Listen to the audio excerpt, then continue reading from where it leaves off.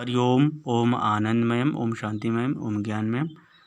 आप सभी दर्शकों का हमारे चैनल पर स्वागत है।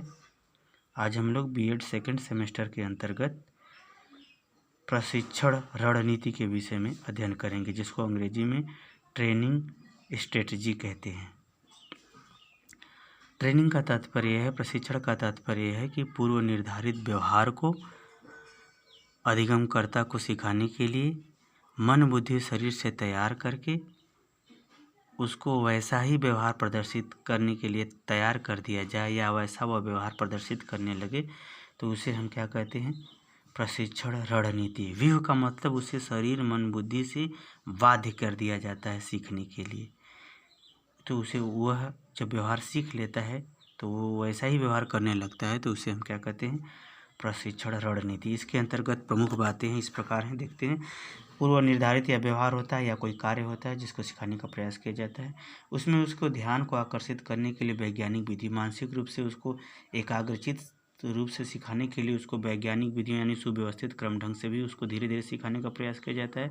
यदि कोई विभिन्न उपकरण है, उपकरण का तात्पर्य यहाँ यह है कि कोई अगर मशीन के माध्यम से अगर कोई चीज़ सिखाना, जैसे चित्रकला सिखाना, कंप्यूटर डिजाइनिंग इत्यादि है, इसको उपकरण का प्रयोग होता है। या परिस्थितिकी, या इस प्रकार से हम माहौल क्रिएट करते हैं, परिवेश क्रिएट करते हैं कि जिससे वह जो है पूर्व निर्धारित व्यवहार को मन बुद्धि शरीर के द्वारा इस प्रकार से संयुक्त रूप से धारण कर लेता है, जिससे वह पूर्व निर्धारित लक्ष्य को या पूर्व निर्धारित व्यवहार के अनुरूप पूरी तरह से व्यवहार करने लगता है।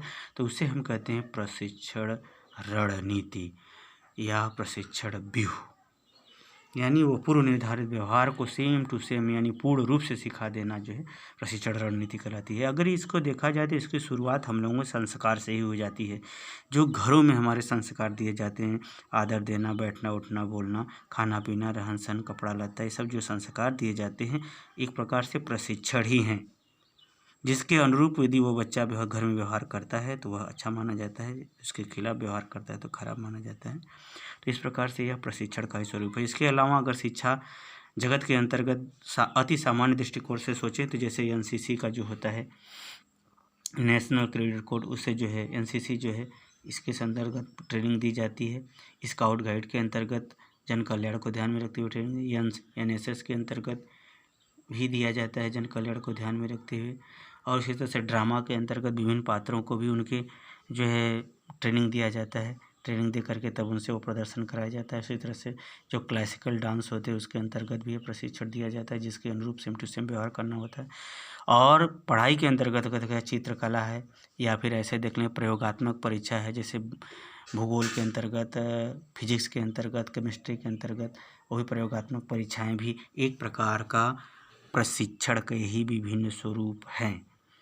आगे चलते हैं तो एक नई टॉपिक है जो इससे संबंधित है, प्रदर्शन रणनीति। प्रदर्शन रणनीति का तात्पर्य यहाँ ये है, ये अध्यापक द्वारा कक्ष में पूर्व के प्रशिक्षण या शिक्षण की रणनीति के अनुसार व्यवहार प्रदर्शित करके विद्यार्थियों को जो सिखाने का प्रयास किया जाता है वह प्रदर्शन रणनीति कहा जाता है।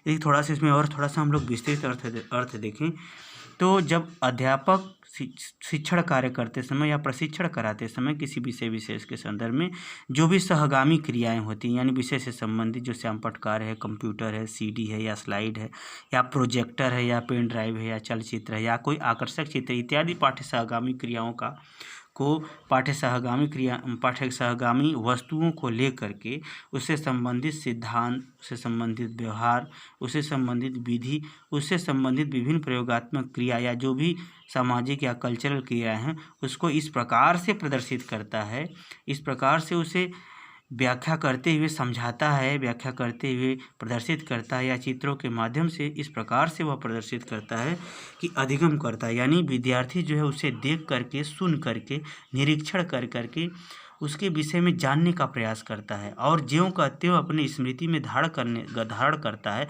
उससे संबंधित यदि कोई प्रश्न मन में उठते हैं, तर्क संगत कोई बातें उठती तो अध्यापक उसका समाधान भी करता है।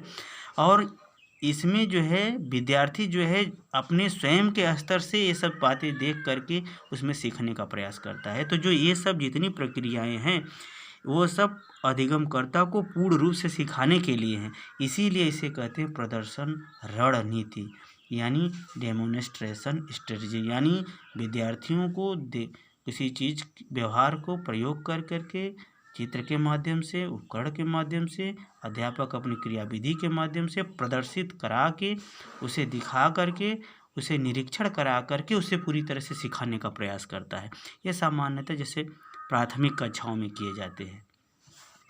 प्राथमिक कक्षाएं जैसे मॉन्टेसरी पद्धति है, जो है और भी जितनी पद्धतियां हैं प्राथमिक स्तर पर, तो वह सब भी पद्धतियों का जो प्रयोग करते हुए अध्यापक सेम टू सेम वैसा ही सिखा देता है, वैसा ही उसको ज्ञान करा देता है, वैसा ही ज्ञान कराने का प्रयास करता है, तो उसे प्रदर्शन रणनीति कहते हैं। यह अत्यंत महत्वपूर्ण है क्योंकि इसमें बहुत सारी ऐसी गतिविधियां हैं जो हायर स्तर तक जाती हैं। विज्ञान में तो एकदम से पूरे अंतिम छोर तक प्रयोगात्मक, क्रियात्मक और प्रोजेक्ट संबंधी गतिविधियां सदैव इसमें संपादित होती रहती हैं। इसमें सावधानी क्या रखना है अध्यापक को, उसकी बातों का, अगर अध्यापक को किन बातों की सावधानियां रखनी है उसको हम लोग अगर देखें तो इस प्रकार से है।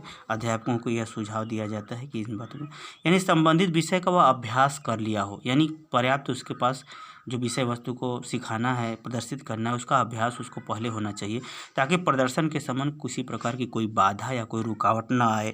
दूसरा इसमें सुझाव ये दिए जाते हैं कि स्पष्ट एवं सरल शब्द, यानी जो कुछ भी वो सिखा रहा है, जो कुछ भी प्रदर्शन के माध्यम से या विभिन्न उपकरणों के माध्यम से सिखा रहा है, उसके बारे में उसको स्पष्ट एवं सरल शब्दों में उसे बताने की क्षमता हो ताकि विद्यार्थी आराम से सरल ढंग से सीख सके। आगे है उपयुक्त एवं आवश्यक सहायक सामग्री, जिस विषय को प्रदर्शित कर रहे हैं उसके संबंधित आवश्यक सहायक सामग्री जो भी हो उसको उपलब्ध होना चाहिए, तब उसको प्रदर्शित करके उसे विद्यार्थी को सिखाने का प्रयास करना चाहिए। अगला है पर्याप्त ज्ञान एवं तर्क युक्त, यानी अध्यापक को जो है उस विषय से संबंधित पर्याप्त ज्ञान होना चाहिए और ताकि विद्यार्थियों के तर्क युक्त प्रश्नों का वह समाधान कर सके।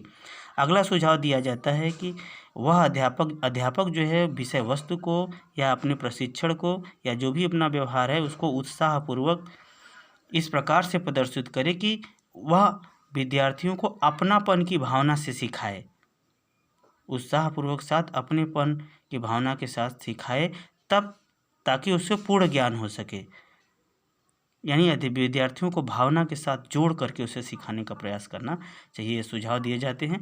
अंतिम सुझाव ये दिए जाते हैं निरीक्षण एवं परिणाम पर ध्यान, यानी जैसे जैसे यह प्रदर्शन अध्यापक विद्यार्थियों के समक्ष करे विभिन्न उपकरणों के माध्यम से या वैज्ञानिक विधियों के माध्यम से, तो उसमें इस बात को भी उसको ध्यान में रखना चाहिए कि विद्यार्थी उसको देख करके कितना सीखे हैं, कितना ध्यान दे रहे हैं, कितना रुचि ले रहे हैं, क्या रिस्पांस दे रहे हैं, सब बातों को भी ध्यान में रखना चाहिए। सब सुझाव दिए जाते हैं। मुझे उम्मीद है कि मेरा यह बताया हुआ अर्थ आप समझ गए होंगे। यदि आप समझ गए हो तो हमारे चैनल को लाइक, शेयर, सब्सक्राइब जरूर कीजिए, क्योंकि आपका सब्सक्राइब करना ही हमको प्रोत्साहित करना है। आज के लिए इतना ही। हरिओम।